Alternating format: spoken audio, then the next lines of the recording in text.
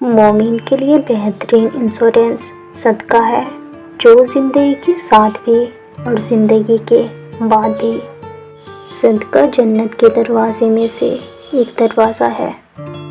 ہو سکتا ہے آپ کو لگتا ہو اللہ نے ہمیں وہ نعمتیں نہیں دی ہیں جو دوسروں کے پاس ہے، لیکن اللہ نے آپ کو بہت ساری ایسی نعمتیں دی ہیں جو دوسروں کے پاس نہیں ہے۔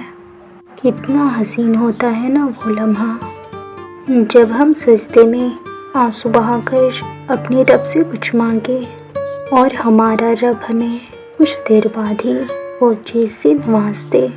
اپنی نیکی چھپانا آپ کی سوچ کا امتحان ہے اور دوسروں کے عیب چھپانا آپ کے کردار کا امتحان ہے۔ بے شک سجدہ اللہ کے غصے کو ٹھنڈا کرتا ہے۔ صدقے کی اہمیت یہ ہے کہ میت صدقے کو کیوں ترجیح دیتی ہے اگر اسے دنیا میں پھر سے واپس لوٹا دی جائے تو۔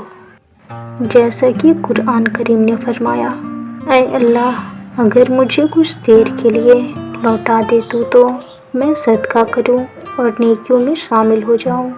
میت یہ نہیں کہے گی کہ عمرہ کروں گا، نماز پڑھوں گا اور روزے رکھوں گا۔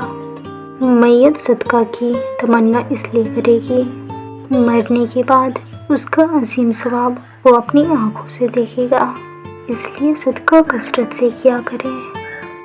صدقہ کو حقیر مت جانو، اس کا ایک دانہ بھی قیامت کے دن پہاڑ جتنا وزن رکھتا ہے۔ جب تم دنیا کی مفلسی سے تنگ آ جاؤ، رزق کا کوئی راستہ نہ نکلے تو صدقہ دے کر اللہ سے تجارت کر لیا کرو۔ جس دن کا آغاز تم سجدے سے کرتے ہو اس دن کی تمہاری دعا رد نہیں ہوتی، چاہے حالات جیسے بھی ہوں۔